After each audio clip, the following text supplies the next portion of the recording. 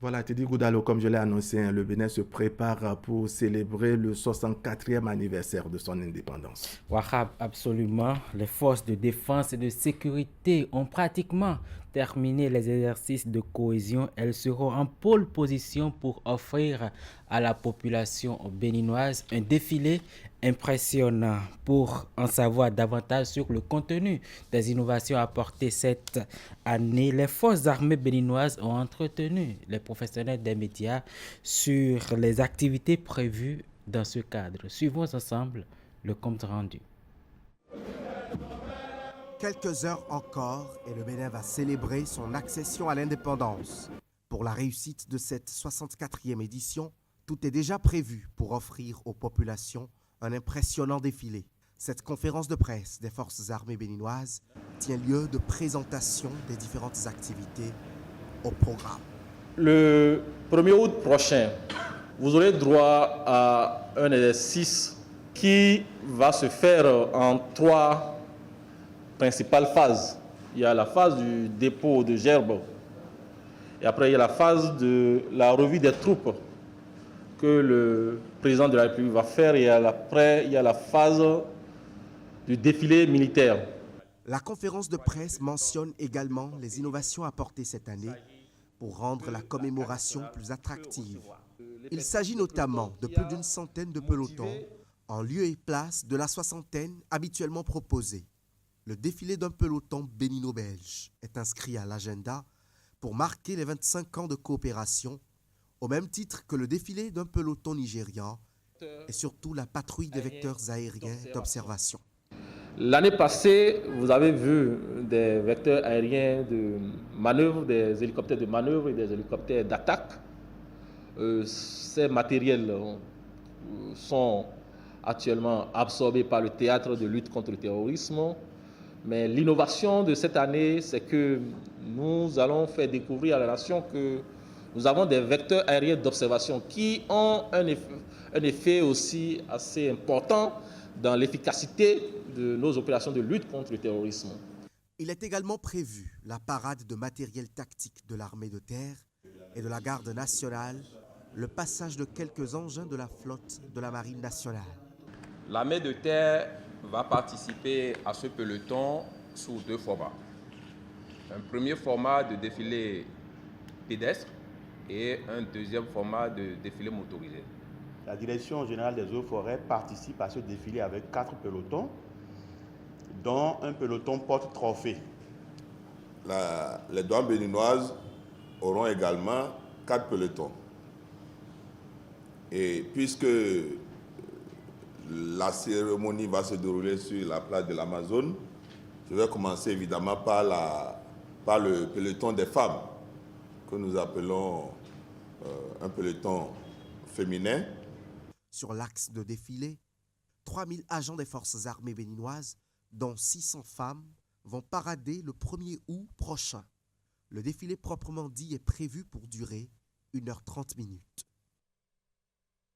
Rappelons que le thème retenu à l'occasion de cette célébration est intitulé « Les forces de défense et de sécurité avec la nation pour un Bénin sûr et prospère ». Autre actualité maintenant, les acteurs des transports et usagers de la route sont sensibilisés sur la prévention des accidents de la voie publique en période de vacances scolaires et universitaires. La campagne est lancée depuis hier mardi à l'université d'Abomey-Calavi et au centre national de sécurité routière dans la commune d'Abomey-Calavi. C'est une initiative du CNSR qui vise à maîtriser les accidents de circulation en période de vacances. Candide Rourentin. Les représentants des syndicats, les organisations de la société civile et les différents acteurs des transports et usagers de la circulation, ainsi que le CNSR entament à compter de ce mardi 30 juillet 2024 une sensibilisation sur la prévention des accidents de la voie publique AVP en ces périodes de vacances. Une campagne qui fait suite à une recrudescence des cas d'accidents mortels notés par le Centre national de sécurité routière depuis mi-juillet, une période qui coïncide avec les vacances scolaires et universitaires, contrairement aux périodes où les cas d'accidents sont récurrents. les gros porteurs, parce que nous sommes en période de vacances, leur trafic augmente. Et certains de leurs conducteurs ont repris avec des excès de vitesse, non seulement en campagne, mais à travers les agglomérations. On constate que la violence routière est aujourd'hui de mise. L'excès de vitesse, le non-respect des couloirs de circulation des transporteurs et usagers de la circulation sont de plus en plus récursifs.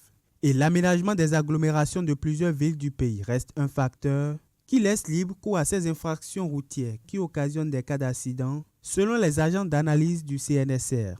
Cette sensibilisation appelle à une prise de responsabilité des différents acteurs, l'implication des ONG et le respect des règles de sécurité routière. La limitation de vitesse en agglomération aujourd'hui, c'est 30 km/h. Ce n'est plus 50 km/h. Et je veux vous inviter, tout acteur ici présent aujourd'hui, à prendre vos responsabilités. Parce que la vie, elle est chère. Sur la voie, chacun a son couloir de circulation. On sait bien qu'aujourd'hui, bon, pas toutes les voies, mais les cyclistes ont leur couloir de circulation aujourd'hui. Et nous devons respecter ça. Au niveau de la société civile, les ONG, nous vous réitérons notre engagement à être à vos côtés pour cette campagne. Et nous avons déjà mobilisé les éléments il y a certains qui sont déjà là, d'autres vont nous rejoindre pour que le travail se fasse en harmonie sous la conduite du Centre national de sécurité routière. Les représentations syndicales, les ONG et autres partenaires s'engagent aux côtés du CNSR pour l'amélioration de la sécurité routière et la prévention des accidents de la voie publique. Ils sont missionnés pour effectuer pendant environ 2 semaines des descentes dans les hameaux au niveau des gares routières et autres lieux de regroupement des gros porteurs pour sensibiliser les acteurs des transports et usagers de la circulation. Cette campagne prend fin le 9 août 2024. Elle prend en compte les grandes villes qui sont impactées par les travaux d'asphaltage. L'UNICEF a organisé week-end écoulé un concert à l'endroit des communautés agro-pastorales de Natitengu, c'est bien à la maison des jeunes de la ville. La rencontre animée par le groupe Star Féminin Band des jeunes filles de la Takora vise à sensibiliser cette couche agro-pastorale sur les droits des enfants. En particulier, bien sûr, l'éducation des jeunes filles. Le concert de Natitengu est la dernière étape d'une tournée qui a conduit l'équipe de l'UNICEF à Peunko, puis à Tanguieta pour la même cause. Alassane Aruna pour plus de détails. Toutes les filles à l'école, tel est le message que l'UNICEF a bien voulu partager avec les communautés agro-pastorales de Natitengu et ses environs en initiant, grâce à l'appui financier de l'Union européenne, ce concert. Une représentation musicale animée par le groupe Star Féminine Band, un groupe de jeunes filles modèles de la Takora, désignées comme jeunes championnes de l'UNICEF.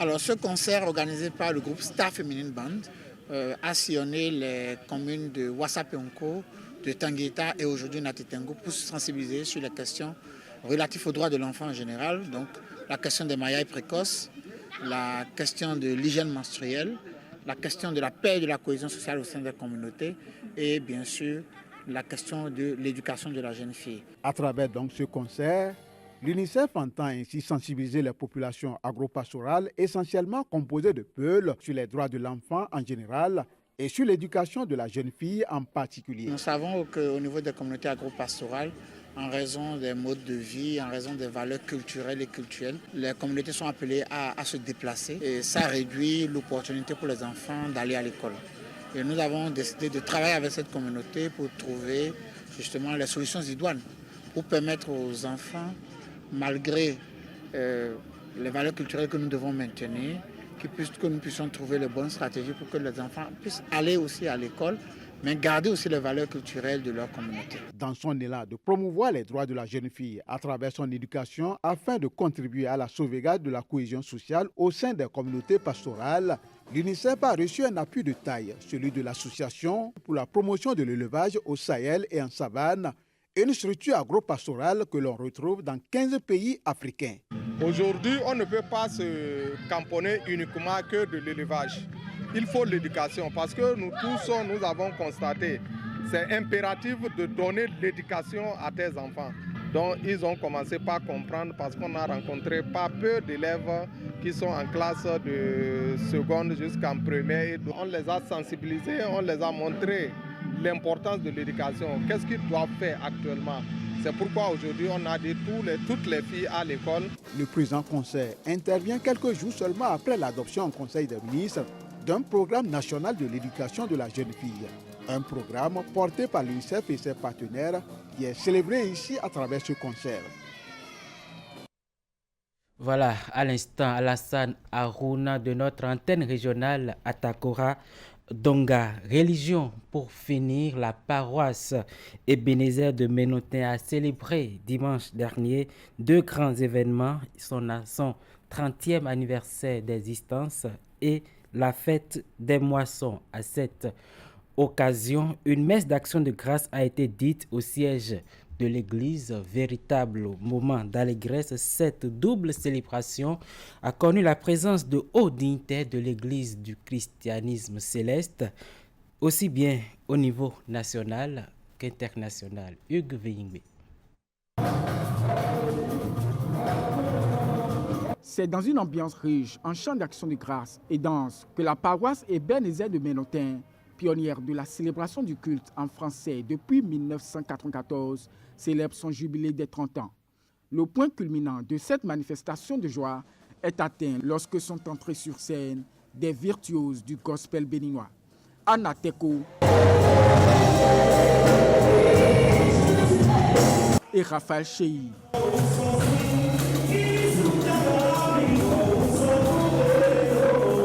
Mais cet événement est un événement merveilleux. C'est l'occasion pour nous, fidèles de la paroisse Ebenezer de Ménotin Centre, de rendre grâce à Dieu de nous avoir gardés pendant 30 ans d'existence. Nous ne pouvons que rendre grâce à l'éternel Dieu du prophète, pasteur, fondateur Samuel Biléou Joseph Ochofoa, dans la mesure où cette paroisse avait démarré d'une manière très petite, mais aujourd'hui, elle s'est agrandie. Cette célébration est couplée avec la fête des moissons qui se célèbre chaque année dans l'église. La fête des moissons fait partie des ordonnances de Dieu au peuple d'Israël. Et nous représentons Israël aujourd'hui, le peuple choisi de Dieu. Et Dieu a dit, vous vous présentez devant moi 3 fois dans l'année. Ça, c'est une sainte convocation. C'est le Seigneur qui l'a demandé. Pour moi, ce n'est pas seulement une fête. C'est beaucoup plus une reconnaissance. C'est beaucoup plus une action de grâce. C'est mon cœur, c'est mon âme, c'est mon esprit, c'est tout en moi qui se réjouit. C'est une fête donnée avec l'Église. Et chaque année, nous devons fêter pour rendre grâce à Dieu pour ses bienfaits à notre égard. Dieu nous fait beaucoup de bien. Le fait d'être en vie, c'est déjà un bienfait. Après l'animation, s'en est suivi le partage de la parole de Dieu. Le thème de la prédication est intitulé « Toute l'humanité depuis Adam est privée de la gloire de Dieu ». L'homme a la possibilité de se racheter parce que le péché par lequel nous sommes condamnés, Jésus est venu nous en délivrer. Maintenant, cette délivrance a des conditions. Et parmi les conditions, le pasteur Lachimi a parlé des libéralités, la générosité, le fait d'aider celui qui est dans la détresse, le fait de payer sa dîme. Toute personne qui contribue et donne à Dieu ce qui est à Dieu, il est sûr de le voir en revanche. La preuve est que la prédication d'aujourd'hui nous dit déjà de donner la dîme. La dîme, Dieu nous le réclame dans tout ce que nous faisons. Autre temps fort de la célébration du 30e anniversaire de la paroisse Ebenezer et de la fête des moissons, la levée de fonds. Il s'agit d'une opération dont l'objectif est de mobiliser des ressources financières en vue de la poursuite des travaux de construction de la paroisse.